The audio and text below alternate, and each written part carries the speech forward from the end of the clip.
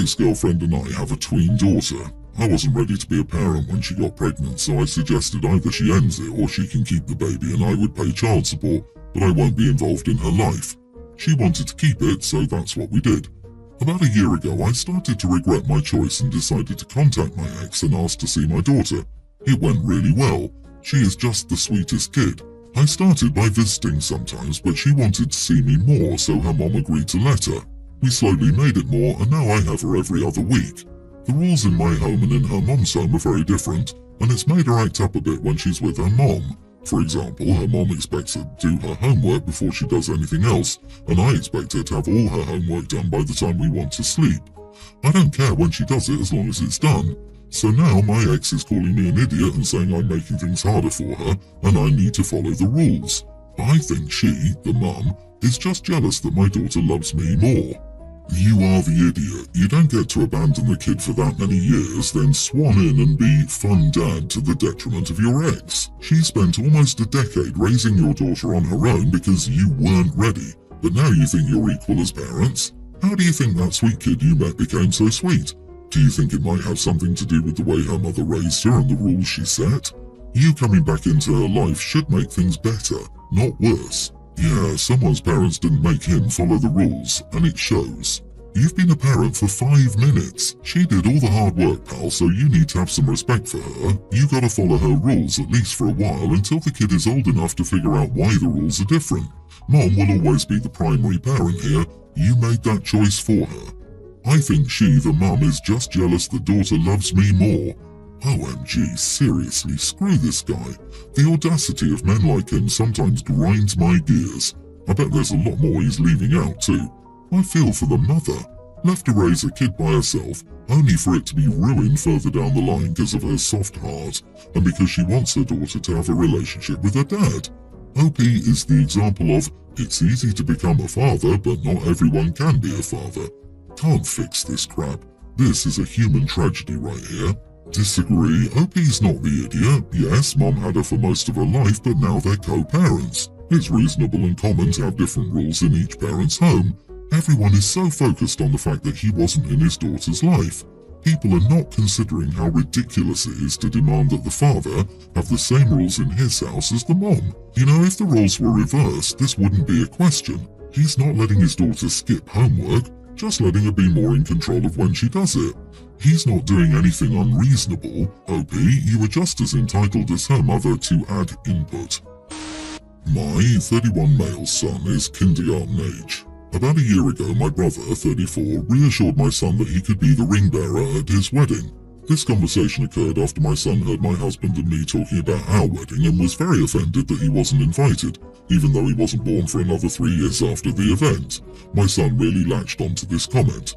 Now, all these months later, my brother has proposed and is planning a wedding with his fiancée. When I told my son that his uncle was getting married, he was obviously overjoyed and immediately bragged to his younger baby brother that he got to be the ring bearer. I heard the proposal news from my mom, and when I called to congratulate my brother, I also told him how excited our oldest was. My brother told him that his fiancée is pretty adamant about a child-free wedding, so his promise might not be possible anymore. This was obviously hard for me to hear.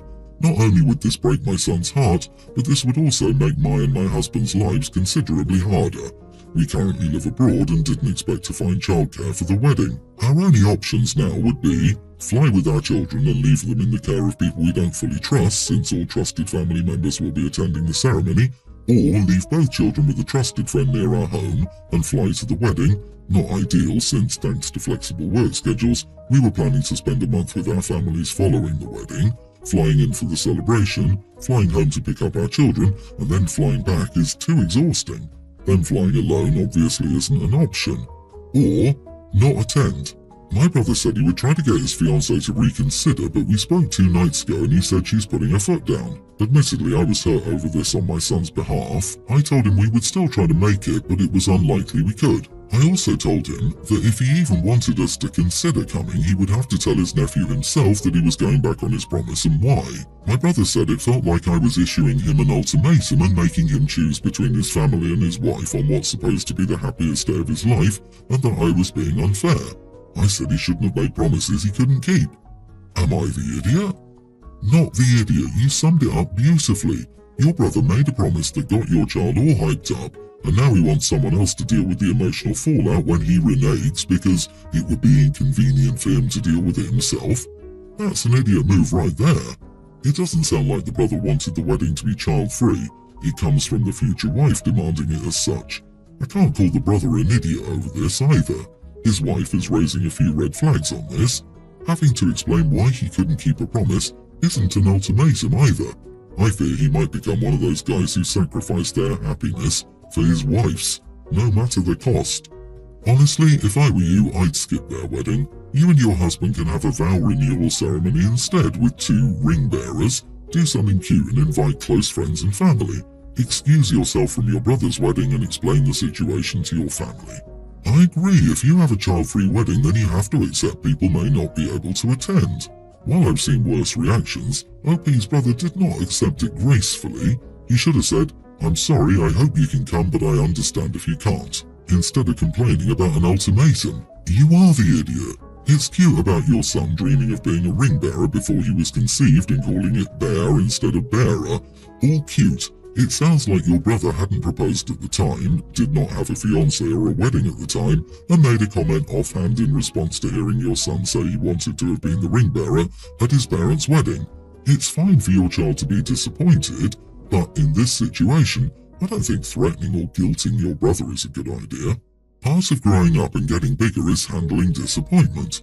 I think you should manage yours and then work on helping your son manage his. Something about the tone of your post also makes me wonder if it's possible that, in fact, this is a bigger deal to you than it is to your son. My husband and I have 3 children, a 25-year-old female, a male teen, and a younger female teen. Our oldest moved out 3 years ago with her boyfriend and got an apartment. They'd been together 4 years before that, so it wasn't like she ran off with some guy she just met. We supported her decision. She was old enough and working full-time. The issue is rent in our area has more than doubled on average since. Their landlord raised the rent by 40% in 3 months, and they couldn't afford to stay there anymore. The issue is they weren't exactly swimming in cash before that. They don't really have enough for the first and last month's rent, and security with the market, not that there's much in their price range. They planned to move in with her boyfriend's parents for a few months, while they figured stuff out and saved up, but they won't let her come with them. So they proposed an idea: she'd move back in with us, him with his parents, and they'd save up and be gone in 6 months tops. The issue is my husband and I don't feel that's appropriate. She's an adult now and she needs to learn to take care of herself, not rely on handouts from her parents. She offered to pay rent, but we would only do that if she agreed to pay the market average plus her share of utilities, which would mean she couldn't save up like she wanted to. Because we weren't doing that, she's been forced to share a 2-bedroom apartment with 6 other people, some of whom she finds sketchy. I feel for her, but I still think it's her responsibility. At this point, she doesn't call much anymore, and I'm worried this may have impacted our relationship. Am I the idiot? You are the idiot. She's sharing a 2-bedroom apartment with 6 strangers. How the heck does that work? You think you're teaching her a life lesson. What you're actually doing is abandoning your child and exposing her to harm. Worst parent ever, and it's showing the younger 2 that they can't count on their parents. I fear this ruined our relationship.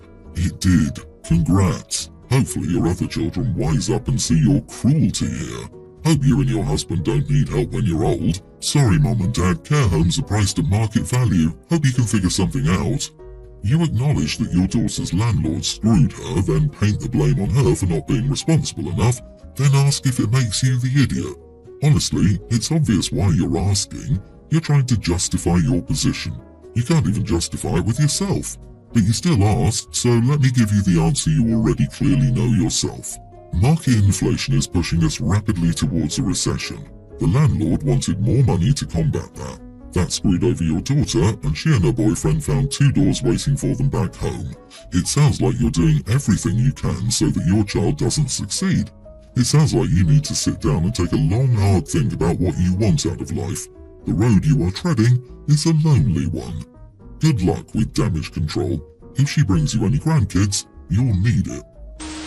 To set the scene here, I'm a 55-year-old father of 4 and grandfather of 5.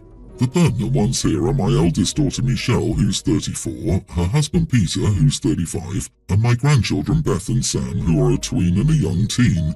To give some context to the rest of this post, Beth and Sam are adopted and are black, whereas the rest of the family is white. The problem arose when Michelle and Peter finally saved up enough money to take their dream honeymoon, which they couldn't afford when they married. It was a month-long holiday, during which time Beth and Sam came to stay with me. Beth has beautiful curly hair and lots of it, which she obviously washes and maintains herself, but she's still learning how to do certain styles. I asked out of curiosity what kind of style she'd like to have, and she showed me some pictures of ladies online with very impressive braids. Now, I've been bald as an egg since I was 40, and the only style I had before that was a mohawk in my 20s, so elaborate braids are a bit beyond my skill set. But a co-worker of mine, who is my work daughter, often has her hair done in styles very similar to the ones Beth showed me. So I asked her where she gets her hair done and explained it was for my granddaughter, and she told me that it's actually her sister who's a professional braider and put me in touch with her. So I took Beth to her sister. She got some very cool braids with beads and a cute little heart pattern at the sides, and the sister explained all of the upkeep stuff to us, and even gave the friends and family discount, which was very nice. Well, cut to Michelle's return, and she's deeply unhappy about me doing this. Apparently, she's always told Beth no to getting such braiding done because she believes that she's too young for it, and also because she says it's expensive and doesn't want Beth to get the idea that it's going to be an all-the-time thing. I've said I'm quite happy to pay for her to get it done as often as she likes because of how happy it made her, but Michelle is still huffy with me about it. Peter is siding with her as he says parents should be consulted about such things. But on the other hand, Sam is sticking up for me by saying that it's nice that I'm letting Beth partake in parts of the black culture she might miss out on in a white family, which wasn't even really an aspect I considered, honestly. I obviously am not happy that my daughter is unhappy, but I'm not sure if I really did anything wrong here. Help an old man out? Not the idiot, and you're adorable. But even though you're not an idiot, you have created a problem for your granddaughter. If her parents don't want to facilitate the further upkeep of the braids, they will probably have to come out. Maybe Mom had some points about cost and labour, so maybe you have to explain to your granddaughter that you didn't think this all the way through and that you learned something valuable here. The mom was offered by OP that he cover the cost. The mom is doing a disservice, and if she continues to find excuses to not help her daughter keep her hair healthy, which the mom could learn with the daughter and have a bonding moment, she will ultimately show her daughter passively harmful views. She adopted kids willingly, one with different needs, and is unwilling to learn to maintain that, which is not very good parenting. Agree, it sounds like the mom has never researched black hair care. I'm not even going to touch on the mom's weird claim that the child is too young for a hairstyle that's a staple of most black girls' childhood. Honestly, I have the uncomfortable feeling that Michelle didn't want her daughter to look too black or something. If I'm correct, that's awful and makes her seem insecure. Yep, sometimes white adoptive mothers of black children can get a little put out, possessive, and even jealous when the children start connecting with other black people or learning about aspects of their own black cultures. If this is what Michelle is doing, even if she denies it, you need to tell her to calm down. Beth isn't being taken away from her, she's just learning about her hair. I would continue to pay for the braiding so that Michelle doesn't have an excuse to pull Beth away from what could be a source of connection for her. My son's 4th grade class had a field trip to the Science Museum yesterday. I was asked to chaperone by his teacher. Sure, my nephew Alex is on the other 4th grade class and he has ASD. He does require a shadow, and unfortunately the shadow couldn't come because he was ill. I'm sure it was no coincidence that Alex was put in the group that I was chaperoning. I don't mind. Most of the time the classes stayed together. We saw an interactive exhibit, film on Pompeii, that was more like a Disneyland ride. Alex freaked out at the noise and smoke machine and was trying to hide behind the curtains. Finally, I got him and had to sit him on my lap until it was done. From that point on, he was quite clingy and I let him wrap his arms around me from the back. When we got back, another teacher, neither my son's nor Alex's teacher, approached me and said I shouldn't be affectionate with the students. The teacher was on the field trip too. I said I was his uncle and I wasn't being affectionate, I was calming him down. She said that it was still affectionate and not to do it. I told her to go take a hike, and if she has an issue with it, then complain to my brother and his wife or whoever. And just to spite her, I gave Alex a big old uncle hug in front of her before I left. This morning, I put him in a little headlock in front of her, and she pretended not to see it. I could tell my brother and sister-in-law and they go nuclear on her, but I'm not an idiot. Not only are you not the idiot, but I would escalate this to the administration. He has a neurological disorder and you were helping him. You weren't being affectionate or anything. That teacher has issues. Plus, they're literally what? Kids. Who cares if you did hug him? Come on, you're his uncle. You are the idiot. Not for the affectionate care for your nephew, that was appropriate, but for how you handled the interaction with the teacher. Teachers are given extensive training about appropriate interactions in school. A teacher being vigilant of this is doing their job and should not be reprimanded by you or anyone else for being cautious. This could have been an opportunity for you to help educate them about support for autistic children, which could help Alex and other kids down the line. Instead, their takeaway is going to be a negative interaction with an idiot parent. Disagree. Why didn't you receive training for kids with autism? Why didn't you know who was responsible for this certain kid on the trip?